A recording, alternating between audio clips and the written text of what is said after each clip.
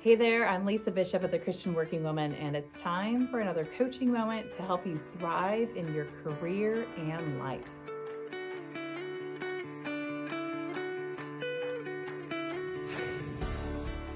In today's video, I want to give you 3 tips to listen well and build connection with coworkers. Have you ever found it difficult to create meaningful, below the surface conversations? Most workplace interactions tend to stay in first gear, and while there isn't necessarily anything wrong with that, the ability to create meaningful conversations and get to know your coworkers beyond how's the weather can drive connection, collaboration, and even a greater sense of teamwork. Sometimes it only takes a few minutes to meaningfully engage. I'm currently coaching a woman who wants to grow in her ability to develop relationships at work. And she's on a team and not feeling super connected as some other teammates are to each other. So we're working on building her communication skills. She's not alone. A lot of us struggle to form workplace bonds. So here are a few tips to listening well and building deeper connections with coworkers. The first step, go first.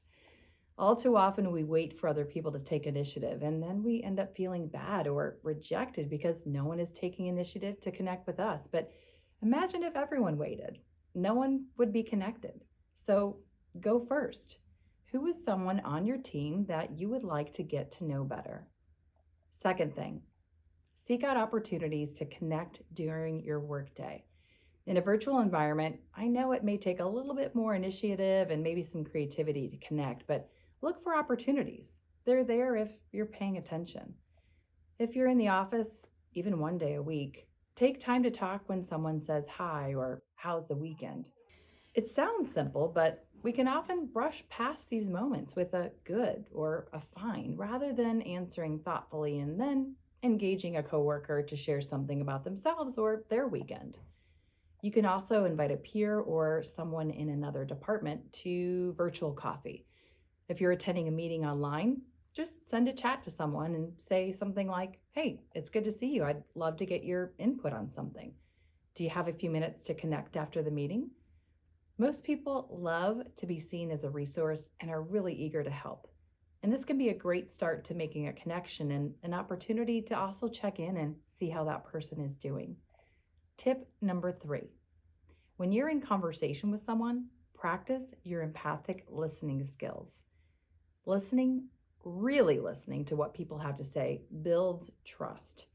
Being genuinely interested in your coworker as a person fosters camaraderie.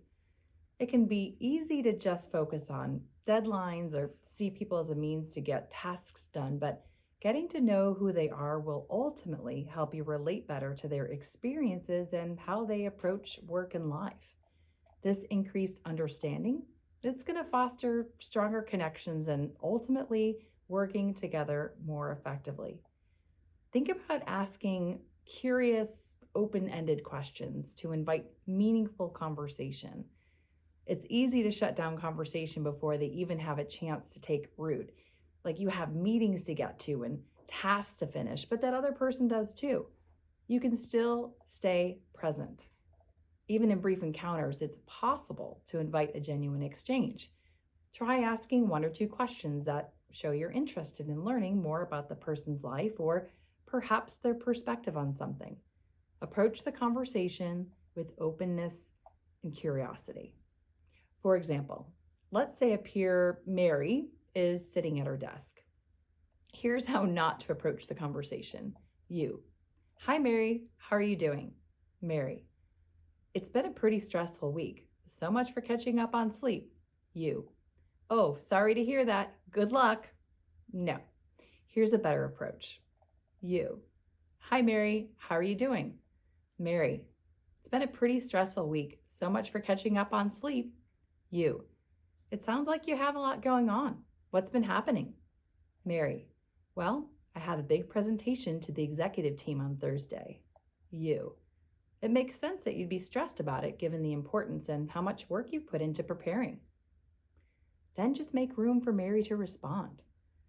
You want to make sure you're acknowledging what the person said, and then the goal is to invite further dialogue by asking open-ended questions. If appropriate, in this scenario, you could even ask Mary if there's something you could do to help her as she prepares. And as you're listening, Show that you're paying attention with eye contact and body language. Make sure you put your phone away. Studies have shown that even just simply holding your cell phone while you're talking to someone gives the impression that you're not really listening. Be present with the person you're talking to and give the conversation your full attention. I remember someone I worked with years ago. Whenever he and I would talk, he would always look over my shoulder as if someone more interesting was going to walk in the room. It was really frustrating. Don't do that. Give the person good eye contact. And I'm not saying to make it like this weird, awkward stare down competition, but keep your head up and your eyes engaged as the person is speaking. If you feel like you're entering staring territory, just periodically shift your gaze to the speaker's hands or glance quickly to the side as you process what you're hearing. You also want to remember to keep your body language open, with your arms uncrossed, shoulders relaxed, and your body facing the speaker. Send signals that you're fully participating by nodding to show encouragement. I call this LVV. So first you want to look at the other person and give them proper eye contact. Then you want to give them visual affirmation that you're listening. So that could be nodding your head, smiling, and then give verbal affirmation such as injecting a yeah, uh-huh, or even a little grunt. But don't be weird about it. Use silence or brief prompts to encourage the other person to share more. We can tend to get anxious with even a few seconds of silence. You know what I'm talking about? And then we kind of want to fill it. But when the other person pauses or stops talking, resist the temptation to respond with your own perspective or advice, especially if you're trying hard to connect. But resist hijacking the conversation with your own story and be aware of times that you're trying to problem solve. Just listen.